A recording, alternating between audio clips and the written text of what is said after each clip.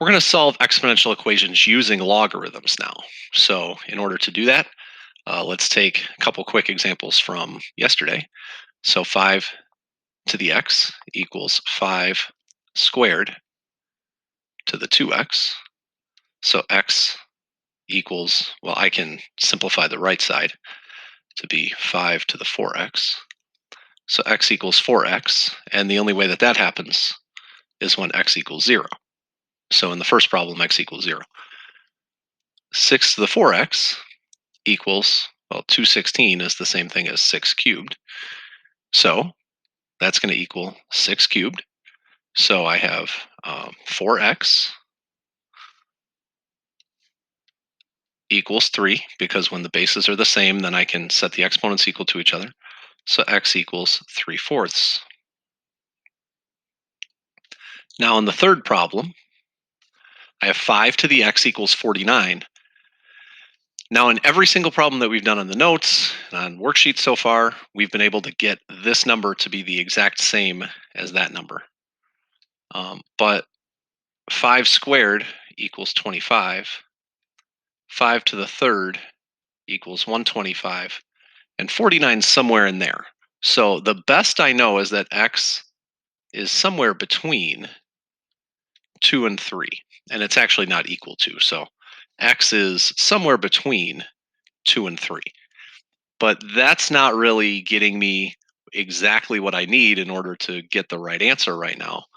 Um, and it's not like I can just magically in my brain come up with whatever x would be as some kind of fraction or something. And x actually is not a nice enough number where I can write it as a fraction. So we have to learn something new in order to be able to do this. So we're going to learn about logarithms. Logarithms are actually just another way of writing exponents. So one thing that we'll talk about a lot is that logs and exponents are inverse functions. So they're actually ways of undoing each other. So let's take a look. A to the b equals c is the same thing as saying log base a of c equals b. So since they're inverse functions, basically what I can do is if I do a log base a of both sides,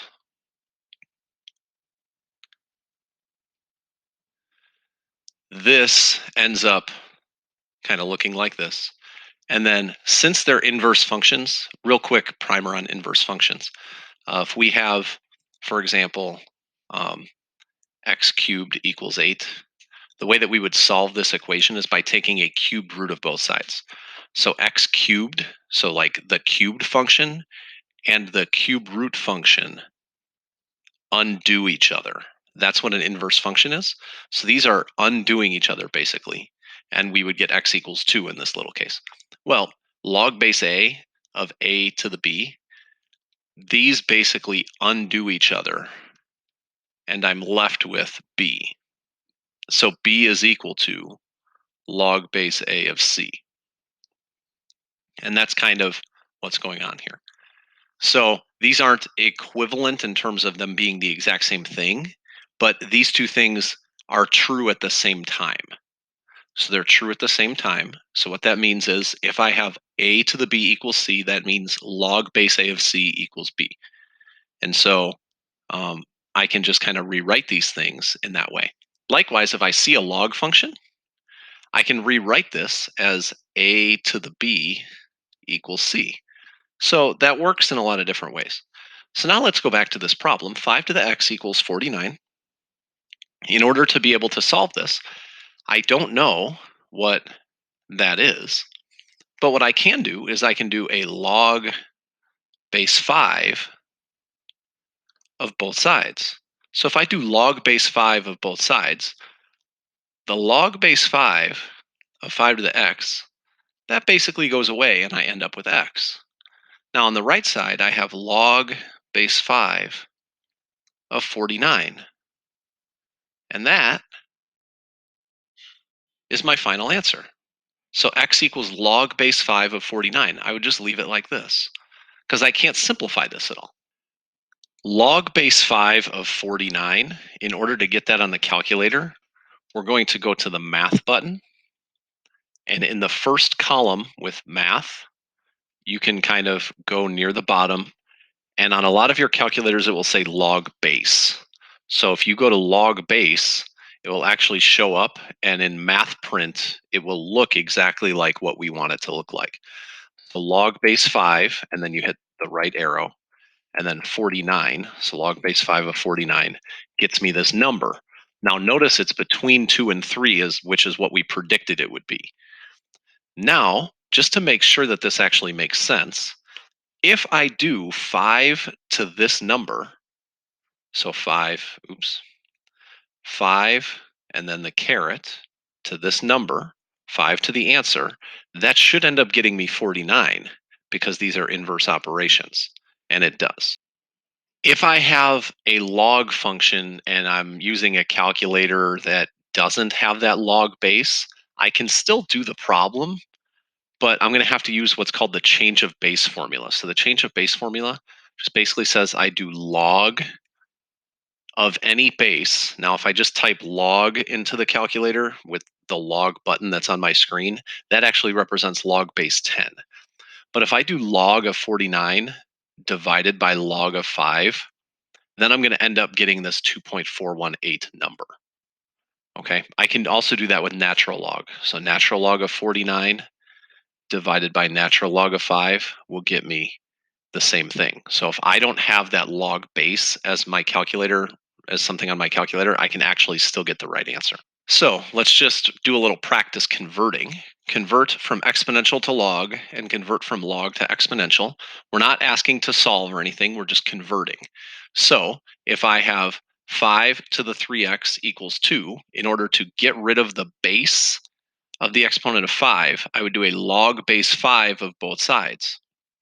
So the right side is going to become log base 5 of 2. And then, I'm sorry, that's the right side. And then the left side, if I do log base 5 of this side, that's going to essentially undo the 5 to the power, and I'm going to be left with 3x. So 3x equals log base 5 of 2 is going to be that. Now, if I convert this from log form to exponential form, I can do q to both sides, and that essentially undoes the log base q. So what's happening is I'm going to end up with 7p on the left side and q to the 8 on the right side. Let's solve this one. 5 and 4 do not, there's no way I can get a like base there. So that means I'm just going to do log base 4 of both sides. So log base 4 of 5 is equal to x. Because if I do a log base 4 to the right side, that undoes the 4 to the power, and then I'm just going to be left with x on the right side. So x equals log base 4 of 5. Let's take a look at log base 4 of 5. So I'm going to go to log base 4 of 5, and that gets me 1.16096 or something like that. Just a reminder, if you don't have this on your calculator, you can do log of the big number divided by log of the base, and you will end up getting the correct answer, so you don't have to worry about that. Now, real quick, let's just make sure that if I do 4 to the 5th power, or 4, I'm sorry, 4 to the whatever this answer is power, then I get 5. And that appears to be true. Evaluate. So log base 2 of 8, well, I can actually figure this stuff out because 8 I can rewrite as 2 to the 3rd. So log base 2 of 2, well, that's 3. That has to be 3 because log base 2 of 2, those undo each other. And so this ends up being 3. Likewise, if I was thinking about it in exponential form, it would be 2 to the something power equals 8. And I know that that something has to be 3. Likewise, This has to be 2 because in this problem, we have 11 to something power equals 121, and I know that would be 2. The other thing I can know is that if I have log base 11 of 121, I can rewrite 121 as 11 squared. So the log base 11 of 11, that basically cancels each other out because they're inverse functions, and then I'm just left with 2. Okay, log base 7 of 1, log base anything of 1 is always 0.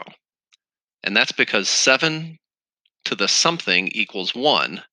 That something has to be 0. The other way I can think about it, log base 7 of 7 to the 0 power, because 1 is the same thing as 7 to the 0 power, and then I can convert this log base 7 of 7, that ends up canceling each other out essentially, and I end up with 0. Log base 25 of 125, well, 25 to the something power equals 125. That something has to be 3 halves, because 25 is the same thing as 5 squared. So 5 squared to the something equals 5 to the third, because 125 is the same thing as 5 to the third. So that means that I have to have 3 halves in this box in order to make both exponents equal. So this is 3 halves. Log base 27 of 1/3, 27 to the something power equals 1/3. I can rewrite 27 as 3 to the third.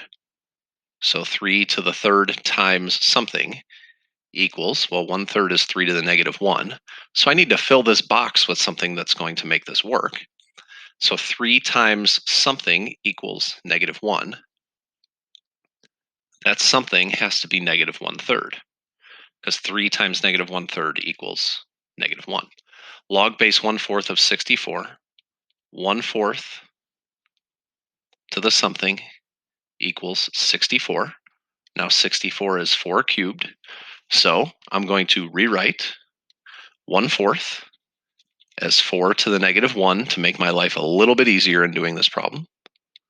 So that means that this number has to be negative 3, because negative 1 times negative 3 ends up equaling 3. So the final answer for that one is negative 3. Now we're going to solve these two problems really fast. 3 equals 7 to the 4x minus 5. So solve means actually get x all by itself. So I have to get rid of this 7 because it has the exponent. So I'm going to do log base 7 of both sides. So log base 7 of 3 equals 4x minus 5. Now I'm going to add 5 to both sides. So I have log base 7 of 3 plus 5 equals 4x. Then I divide by 4. So x equals 5 plus log base 7 of 3 all over 4. And I just use the commutative property of addition. Also, sometimes it's confusing to write log base 7 of 3 plus 5. You may want to put this in parentheses or the whole log in parentheses so people don't get confused and think that you have log of base 7 of 8 and thinking that this 3 plus 5 is actually something you can add together, because you can't add those together. So that's why I wrote it like this, so I didn't have to put the parentheses. Finally, I'm going to add 9 to both sides in this equation. So I have 19 equals 6 to the 4x minus 5. I'm going to do log base 6 of both sides. So log base 6 of 19 equals 4x minus 5. I'm going to add 5 to both sides and divide by 4. So x equals 5 plus log base 6 of 19 over 4. I'm just going to practice typing the last two answers into the calculator just to make sure that we know what we're doing. So 5 plus, I'm going to hit the math button and go to log base. So log base 7 of 3 And then I have to divide that whole thing by 4. So I can do this in a variety of different ways. I can hit enter and then divide it by 4. Or I could put the whole thing in parentheses. So 5 plus log base 7 of 3. And then I have to make sure that I end the parentheses or else it's not going to work. Then I divide that by 4 and I get the 1.391 approximated answer. Now, a lot of these problems won't be calculator problems on the test. You'll just leave them as 5 plus log base 7 of 3 divided by 4. But just in case we want to know how to do something like this in the calculator, or there is a calculator question that I might have to do something like this, I want to make sure I know how to do it. What if my calculator doesn't have the log base? Well, I can do 5 plus log of 3 divided by log of 7. And then I'd get that 5.56 thing, and then I can divide it by 4. And likewise, I can use big parentheses to go around that whole thing and divide it by 4 if I wanted to do it all in one line. It would be very similar for the other problems, so I'll just do that real quick. I'll do it all in one line. So the last problem was 5 plus log base 6 of 16, and then I'm going to end the parentheses and divide that by 4. And my approximated answer for the last problem would be about 1.637.